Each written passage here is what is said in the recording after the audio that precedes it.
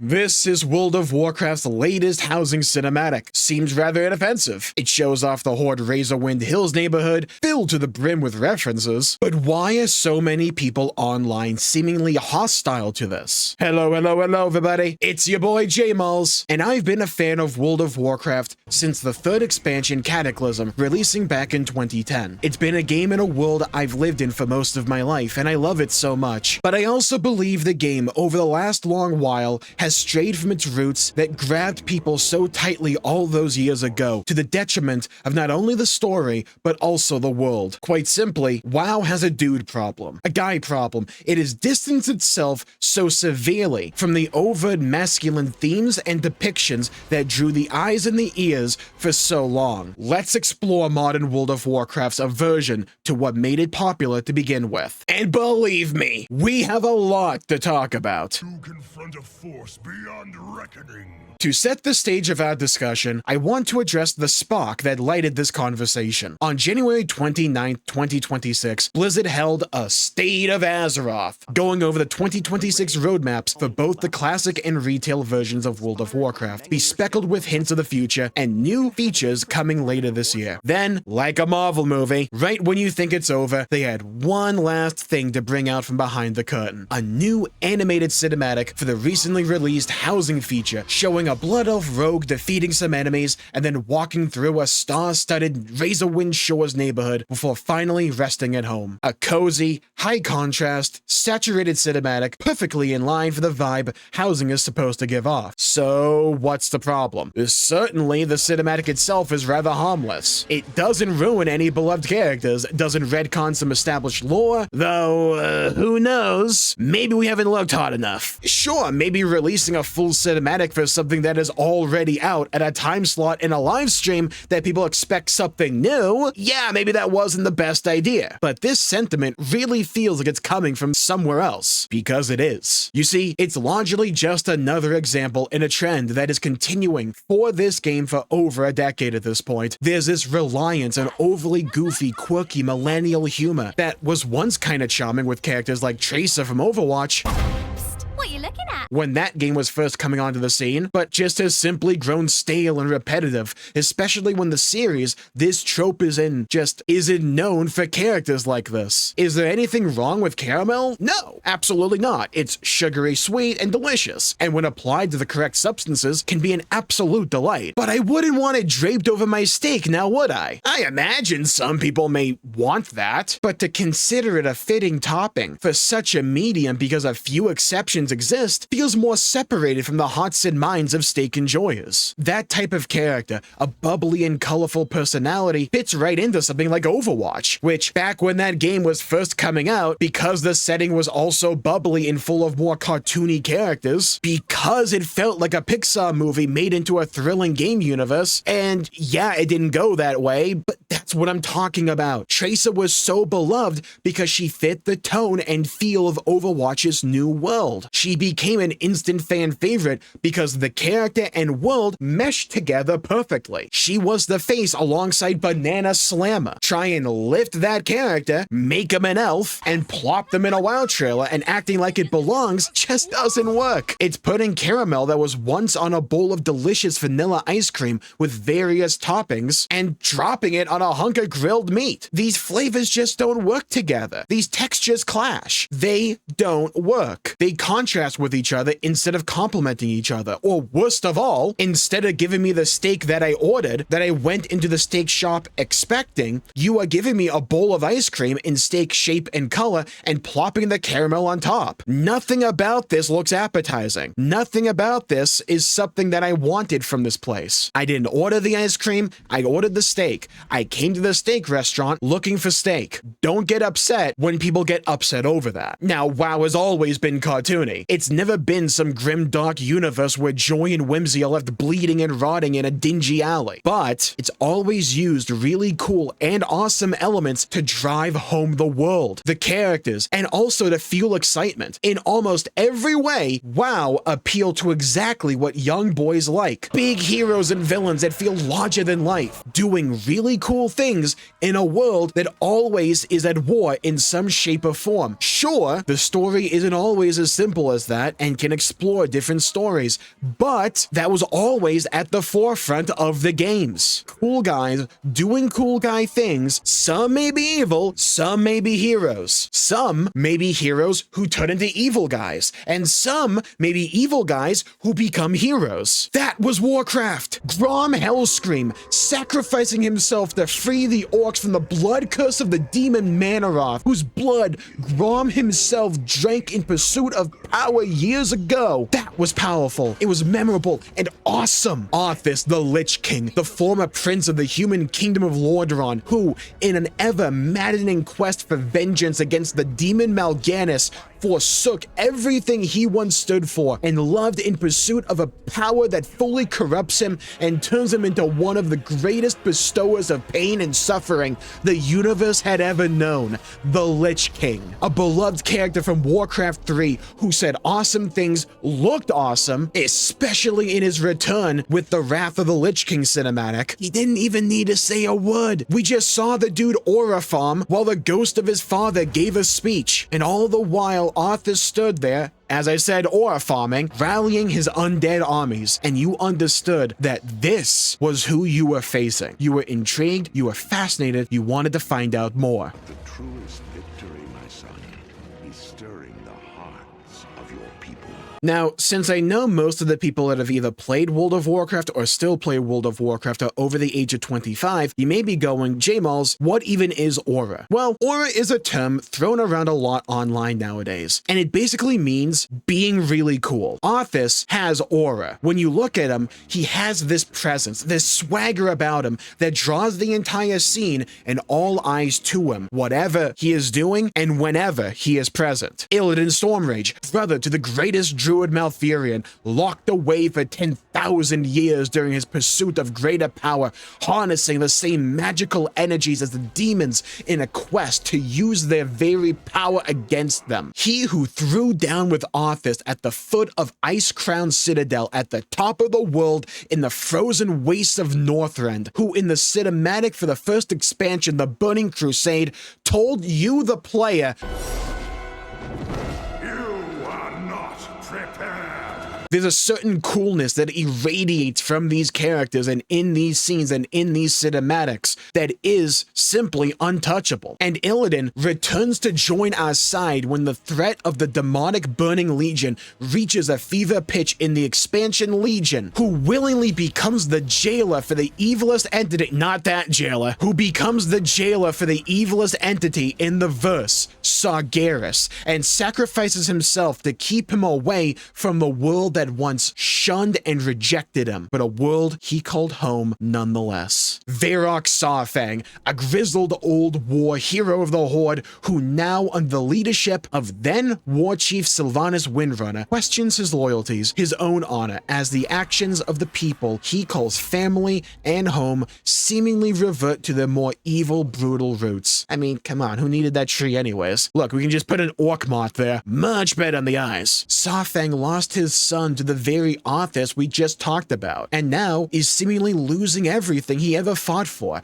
as it decays and rots around him. And it even got to the point where he was willing to walk into certain death to simply escape all of this and try and find honor in a soldier's death before being talked down by a young upstart who idolizes Saurfang himself. Yeah, remember Zappy Boy? Saurfang, who relearns what it means to be Horde, what it means to be a hero, and what it means to be good and standing up for what you believe in. And it all culminates with him challenging Sylvanas to a 1v1 Mak'gora to prevent a bloody civil war that would result in the deaths of so many people he cared about, who is then put down by Sylvanas Windrunner after bridging the gap between the Horde and the Alliance, who then flees the scene like Team Rocket. Well, surely they have someone else lined up to continue this awesome legacy and further the characterization they just spent a whole expansion on. No? No one? Really? Really, no one? What about Zappy Boy? Oh, they never really used him after this point, huh? I guess Anduin, though. We'll get to him. But before we do, let's take a detour to one of the most popular examples that gets thrown out there when people talk about World of Warcraft no longer being cool or appealing to male preferences. Times may change, but the Warlords of Draenor cinematic will always be awesome. And here's why. And what, Gul'dan, must we give in return? Everything.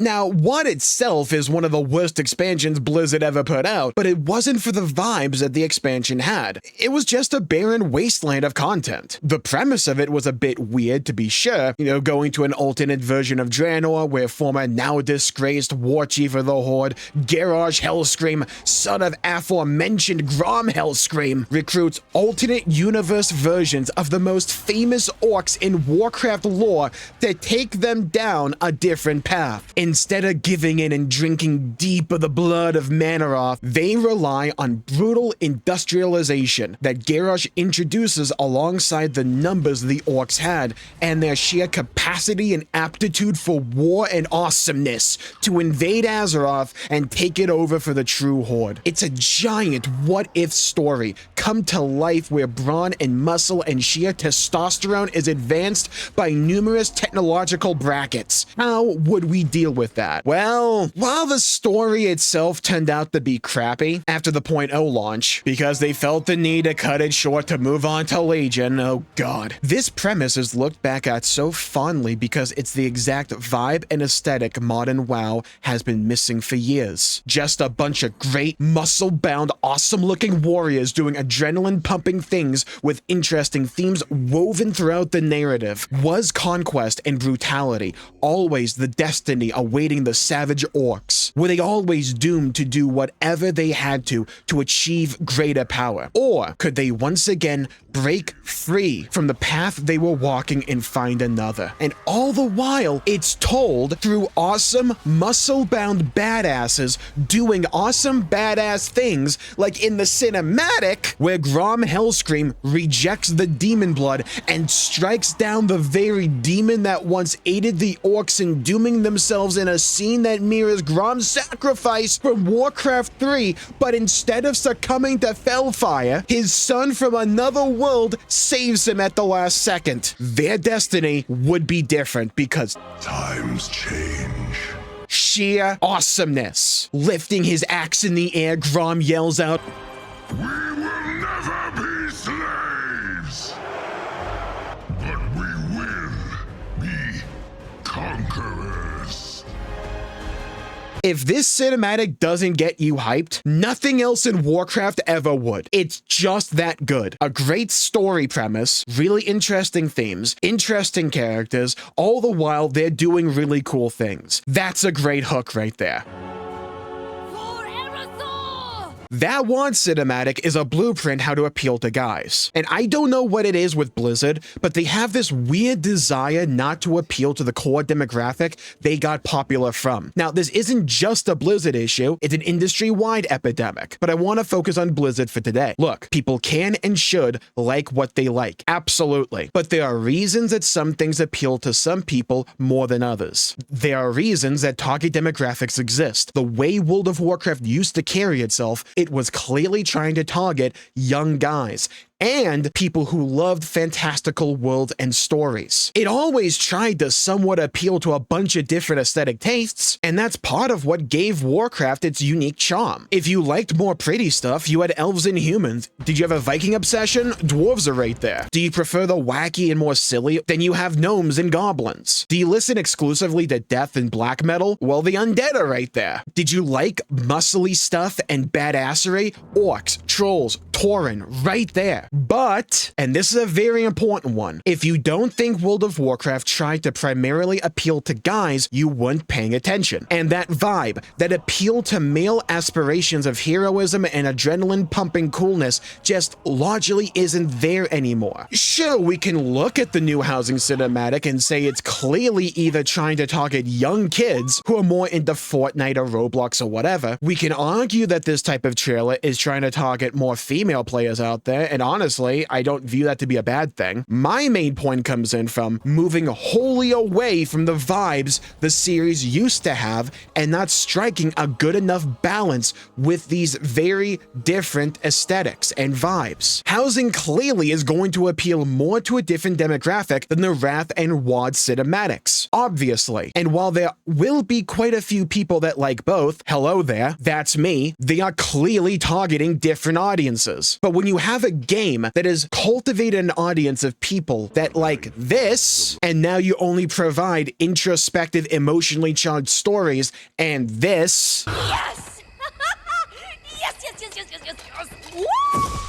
it's going to disgruntle the people that you became popular because of. Naturally, that's just common sense. It will feel like you are trying to distance yourself from them and make the game no longer feel like the world they devoted so much time and energy towards. I don't mind trying to appeal more to female interests. There's no reason women can't like WoW, and a bunch have loved WoW previously. There's nothing wrong with that. But don't just abandon the male interest while doing so. Balance them. You've done it before. And when you deliberately move away from these things, it either feels like you outright hate them, or as if you're taking them for granted, as if you already have cultivated this audience and you believe they're going to stick around. So you can shift the entire tone of the game to try to appeal to a different audience because you don't think they're going to abandon you. And I'm not going to be someone that tries to paint this conversation as like a do or die for Warcraft. The game's not dead, and I still love the game. Heck, I also love housing, but I think the game would be even more popular, more successful, and even more beloved if they had a better balance between these different target, well, vibes that they have in the game. There's a related point here that I see talked about a lot online that I want to cover here, and that is the feminization of Warcraft overall. It seemed like a good time to talk about that, because normally when people talk about something becoming less masculine, it's because it's becoming more feminine. And I've seen people push that it both is and that it isn't. I think it somewhat is, but I don't necessarily view feminine aesthetics to be bad or out of place for Warcraft. They've been there for a while, and I would argue the peak Warcraft aesthetic is Warcraft 3. And in that game, well, it definitely has both masculine and feminine aesthetics in it. And even later on, and like, let's be fair here, Night Elf and Blood Elf aesthetics have that slant to them. It doesn't mean that if you're a guy that you can't like them. The elvish side of Warcraft is one of my favorites, for instance. And most of my played characters nowadays are Blood Elves. They just look good. Warcraft has had that side to it ever since the RTS games. And I don't think they need to be excised or even minimized. Warcraft has cool elves, and there's ways to portray the elvish factions in ways that appeal to guys as well. These aren't mutually exclusive things. For instance, remember that one mission in the Orc campaign in Warcraft 3 when they first introduced the Night Elves and Cenarius led a group against Grom Hellscream? Who dares defile this ancient land? Who dares the wrath of Cenarius and the Night Elves? Let battle be joined. The forest is coming alive! We're under attack! Yes! yes! Woo! They felt intimidating, brutal, and awesome, but they still have an aesthetic you wouldn't traditionally associate with brutal masculinity. And that's fine, because that aesthetic became a core part of Warcraft, because it was so well done, so beloved, and when you have a world known for both its more masculine and feminine aesthetics and tones, and you largely remove or soften the masculine ones, then of course the feminine stuff will be more prominent. Hence you get complaints of feminization. You can call that feminization if you really want to, and I wouldn't even really argue with you there. But I think the deeper problem is intention. It's not an active attempt to feminize Warcraft, it's the attempt and the intent to remove the masculinity. But pride in our legends foments stromic superiority and reasons to strike at our neighbors. I understand. To not come off as aggressive, glorifying violence, and showing a set of moral beliefs that aren't one for one with the real world because they are rooted in a fantastical medieval setting that has traditionally very much appealed to guys. Father, is it over? At long last. No king rules forever, my son. I see. Only darkness before me. Yes! yes! Woo! Because too many modern writers and storytellers either are or listen to people that can't separate the two far too much, and it destroys modern writing. I'm no longer part of my horde! I think the worst bit about all of this is it feels like they don't even recognize the problem. Because when they do try to do awesome and cool things, it comes off as so lame that it almost feels like a slap in the face to compare it to what came before. Some of these cutscenes are just so bad, man. From bizarre lip syncs that look like a bad machinima from the late 2000s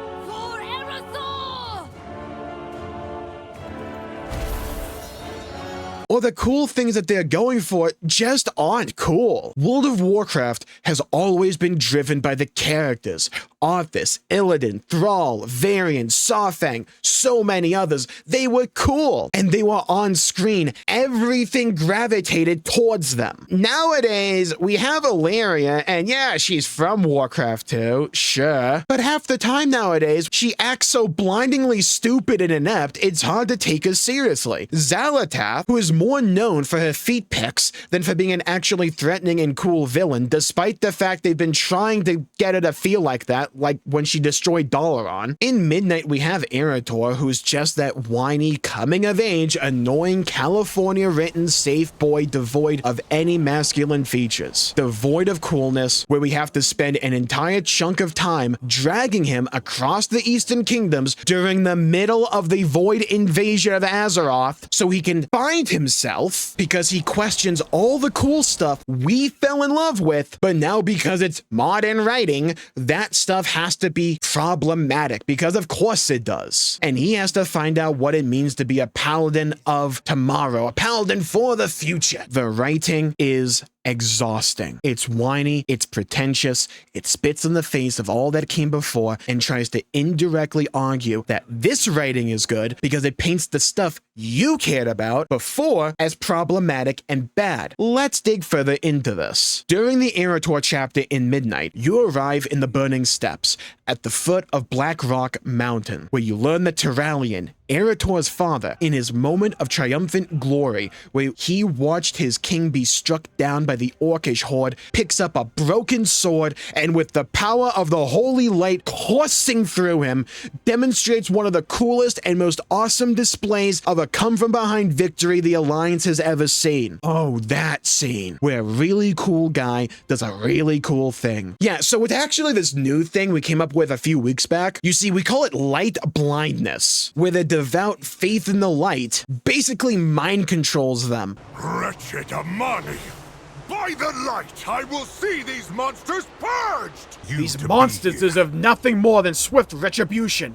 For Silvermoon, for the Sindurai. Turalyon's eyes blaze with light. For Illyria, this will be finished. And it wasn't actually the really cool and awesome come-from-behind story of heroism that you remember it being. Oh no, it's actually problematic and foreshadowing of bad things to come for Turalyon, who, by the way, through light blindness, ran his blade through Eretor previously in Midnight. If only he finished the frickin' job. For the love of competence. Why do we do this so often, Blizzard? Why are you guys simply incapable of writing a compelling dude anymore? They either were badasses once upon a time, but we have to turn them into a straight-up villain or someone skating that line because we can't have the cool heroes anymore. They have to be shades of gray. Thrall, the war chief of the Horde for the longest time, one of the greatest heroes from Warcraft 3, has to now have the personality of cardboard. Get it, guys? He can't get his elements up. Oh, right, and don't forget, we have to belittle him during the Orc Heritage questline to prop up Agra, because why have the face of the Orcish Horde and Orcs overall since Warcraft 3 have a bit of a spotlight here? You are worthy indeed, but these old bones won't make it to Kalimdor. Another will have to preside over the Kosharg. If I am to complete the rite, I cannot lead the... Not you, Agralan. Me? Your strength speaks for itself.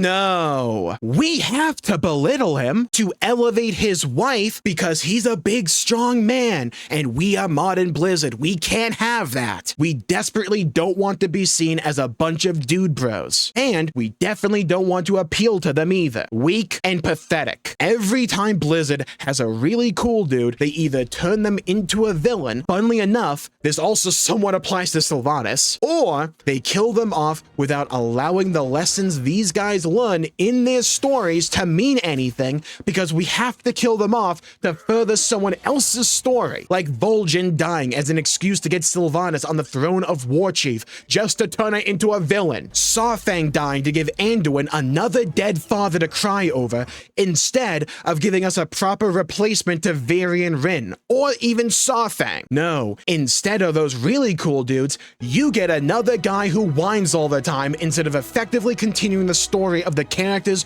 who were sacrificed for his furtherance. Weak and pathetic. Bring it to the pools. Now, I want to address something that I know I'm going to say, and I think it's honestly a pretty good counter-argument. The housing cinematic isn't a traditional expansion advertising cinematic. In fact, Midnight has a traditional cinematic. So why this comparison between these older, awesome trailers and cutscenes to this housing one meant to advertise a piece of side content that probably appeals more to people that actually like that style of ad? Well, it's simple. These traditional trailers just don't really hold up. To reiterate, my problem isn't the existence of trailers with this tone, though the millennial over-the-top quirky Tracer rip really wears thin on me. Yes! yes! Woo!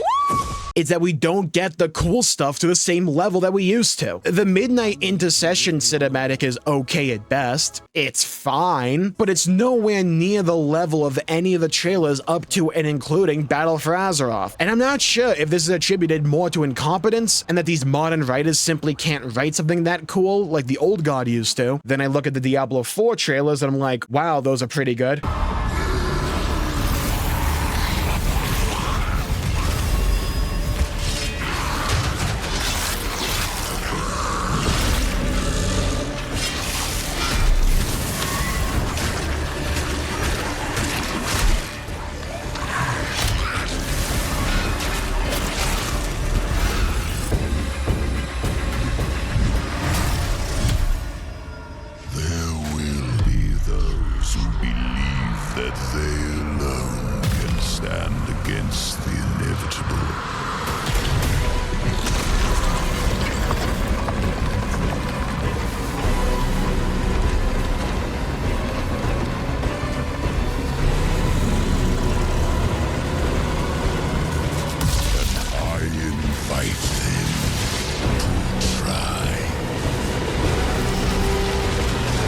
Or they just simply have no desire to and view this to be enough. Either way, it's disappointing. It's either a lack of ability or a lack of will. Neither are preferable. It's not like the cinematic is without merit. It's not a 0 out of 10. Lorthamar staring down Xalatath, holding the line at the Sunwell against the Void Onslaught, mocking her while raising his blade, saying, heh. You can't even break one elf. That's the best line they've come up with in years. And yeah, it's good, but we need more than just that. And it doesn't help that immediately after that, he gets little broed by Xalatath, who barely even has to lift a finger. Yeah, it works to elevate Xalatath as a threat somewhat, but it's done at the detriment of an established male character to elevate a female character.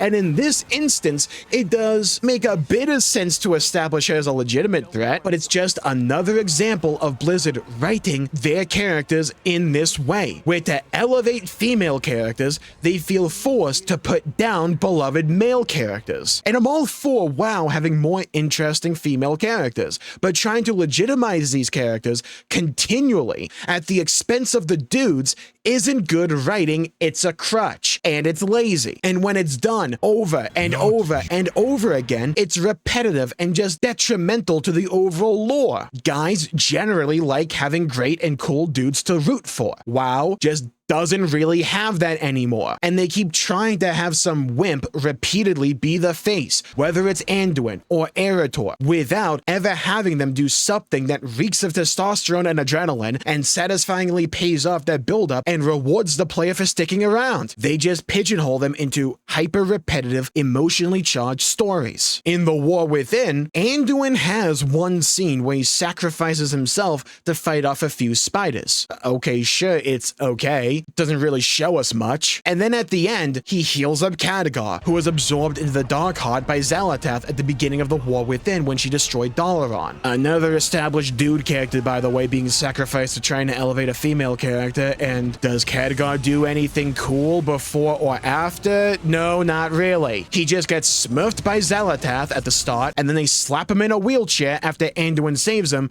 because I guess they wanted someone to represent people who are in wheelchairs, which just feels forced because this is arguably one of the greatest mages of all time, let alone alive, and instead of any of the other magical devices that could be utilized to give him a really cool in-universe method of travel, like water elementals, floating carpets, floating elemental discs, or just straight up levitation, no. Have someone conjure up a magic wheelchair. Again, it's lame. You're just simply trying to make the dude characters that are known and somewhat beloved less cool. It's almost like they expect these characters, Illyria, Xal'atath, the dragons in Dragonflight, to be instantly liked by the audience in their modern interpretation, and that you're supposed to care about them immediately because look, they have a new model. Look, they are the new villain, etc. This style of writing operates on the principle that these new characters are deserving of your respect and adoration instead of the old characters where they work to earn your love and enthrallment.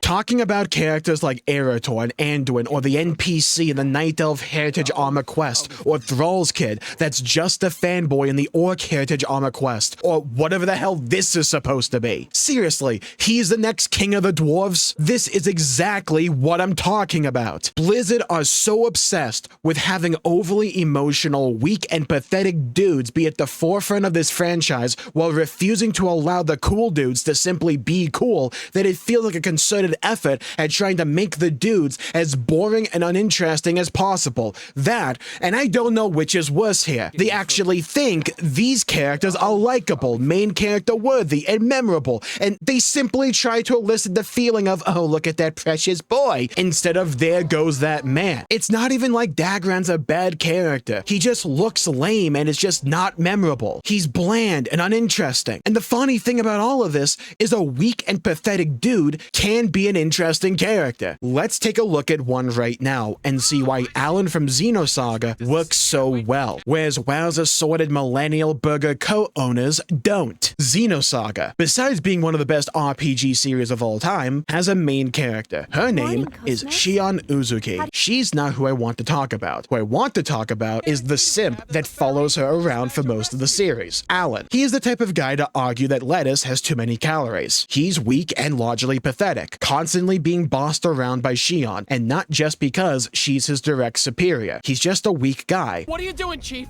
Please, don't do anything crazy. Be quiet, Alan.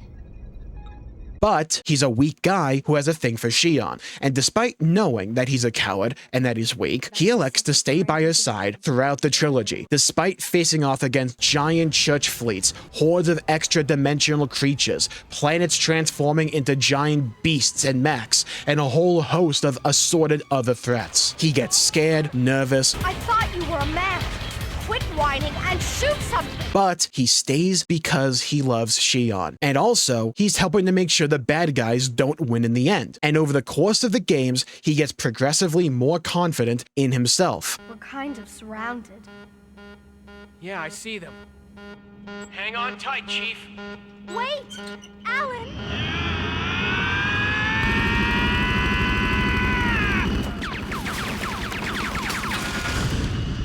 All right. That ought to hold him for a while. Not bad. Alan, I'm impressed. Well, it's all part of being a man. And the power of love. Did you say something? Nothing. Most of the time, it's very small changes, here and there, but there's progress made. But he's also never a spotlight character. He's just always kind of there, as the main characters really do everything and are cool. Then in the third game, Shion is in trouble. She gets captured. So what does Alan do? For the first time in the series, he picks up a crossbow and becomes a playable party member in order to save Shion. Dude grows a pair, he doesn't do much damage, but he at least tries, and that effort is valuable. He knows he's not that strong, he's not that brave, but he will try for her. Now, let's go. What? Me too? You're worried about Shion, aren't you? She needs someone to support her. Please lend us your help. All right, I'll accompany you. He's the one at the end of the game able to reason with Shion in a darkest moment of self-doubt and indecisiveness. How can you say that? Alan! You try to make it sound good, but in the end, all you were doing was using her. I've had enough. I didn't come here to do something meaningless like this. We're all fighting to protect the universe so we could all survive, right? Everyone here is resolved to face this fight. No one can laugh at that resolve. You have no power. You can't even win the heart of the one single woman you love. What resolve does a man like you have? That's right. I'm a weak human being. And to you, I'm only an insignificant, powerless creature. But I'll never leave the chief and run. I will stand firm on this spot and save her, no matter what. Very well.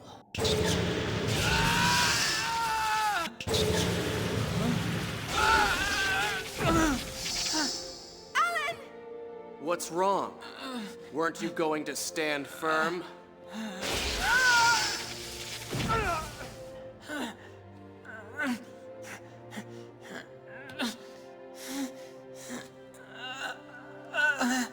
Look at you. You're pathetic. You think you can save Shion? Please. He can't even stand up on his own. He can't do anything else now. You really are pathetic, Alan. How does it feel to be pitied by the one you love? Do you really want Shion's sympathy that much? Sympathy? You don't understand Chief's suffering like I do. I understand her feelings, her pain. She struggled alone to do everything that she possibly could. You don't have any idea how much she's been hurt. You've done enough. Why do you have to suffer like that? You see, I wanted to cry in her place. And I wanted to be the one to feel her pain. Because I wanted to spend my life together with her. I know that I may not be able to do much in this world, but I would do absolutely anything for her. So then do you think you can take her away from me? Like you said, I'm a pathetic man. All I could ever do was watch her from afar. There's no way I would ever abandon her. I won't lose to someone like you, who has only run away.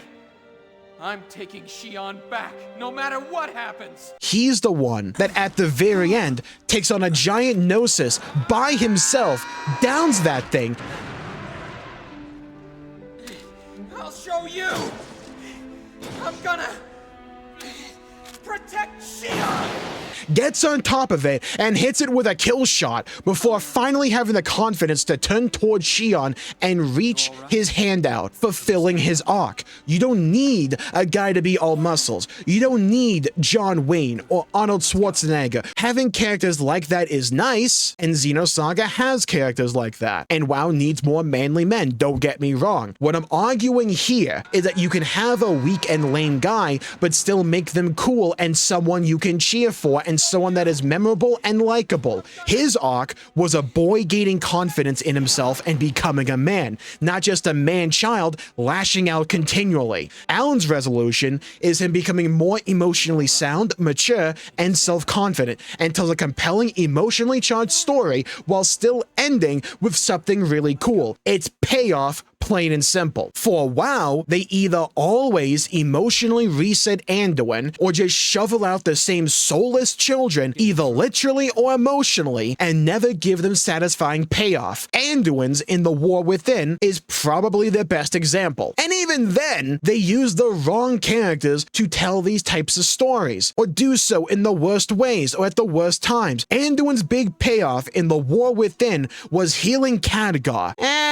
He's a healer, sure, but he's also supposed to be the face of the Alliance and the freaking king, by the way, and we're supposed to feel sympathetic to him for just running off and abandoning the Alliance all this time. Or with Eretor going through his puberty arc right in the middle of the Midnight campaign. Look at the Sunwell, dude. Why are we talking about what it means to be a paladin with some cows over in Arathi repairing a freaking fence? One moment.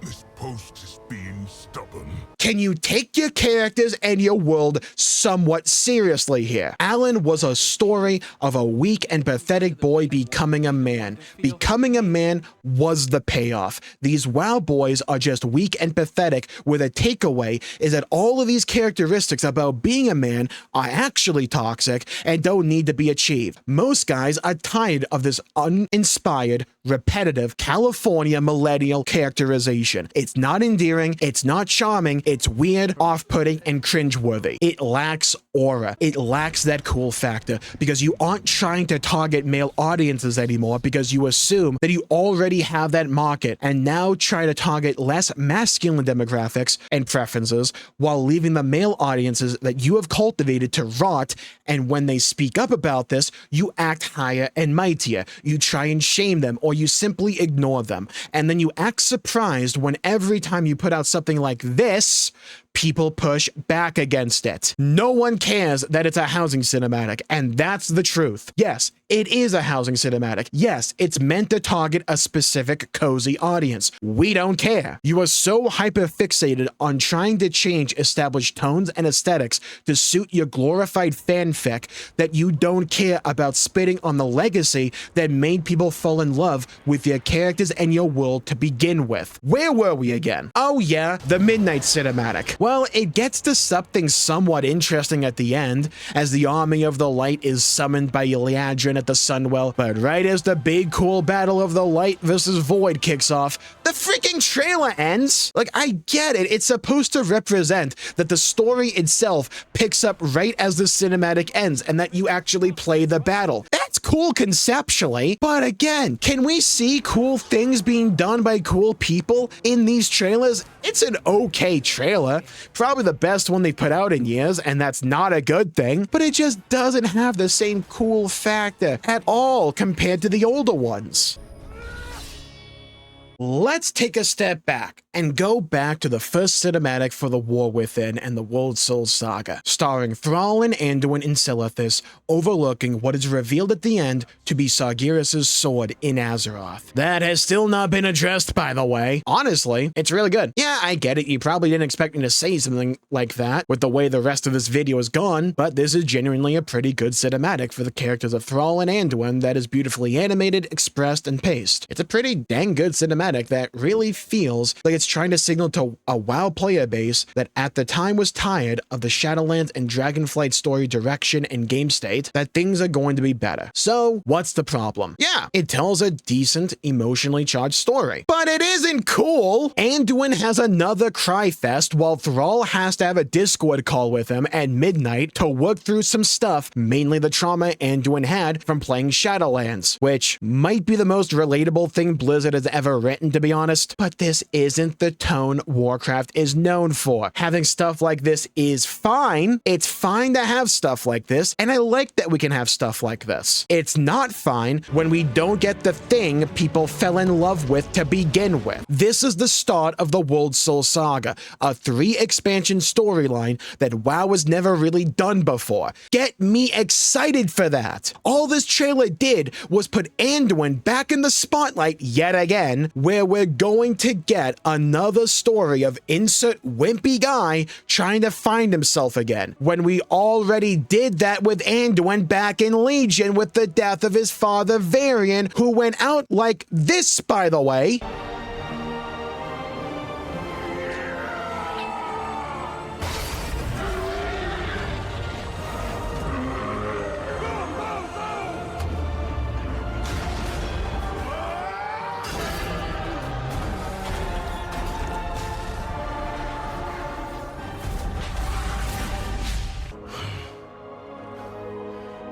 for the Alliance.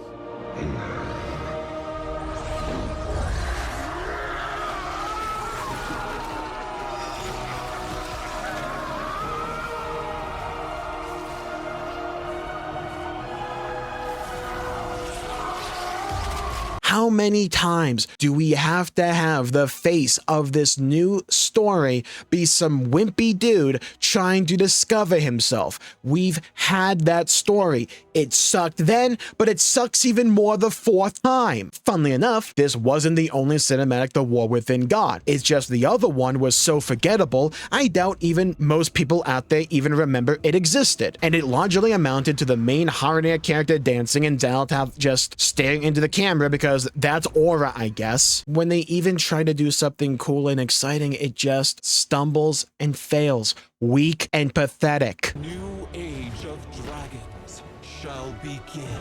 Dragonflight. Freaking Dragonflight, man. Do we even have to talk about this steaming dump of a story? Bro, look at how they wrapped it up. Our spectral powers have returned? This is not the Titan's magic. This is of our world. You are not prepared! Now I understand. I thought to survive, we needed to reclaim our aspectral powers. But they were never ours to take.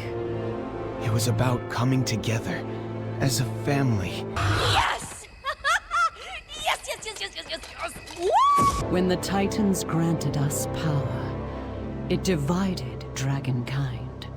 But in uniting for a cause greater than ourselves, Azeroth's gift has made us, at last, truly whole.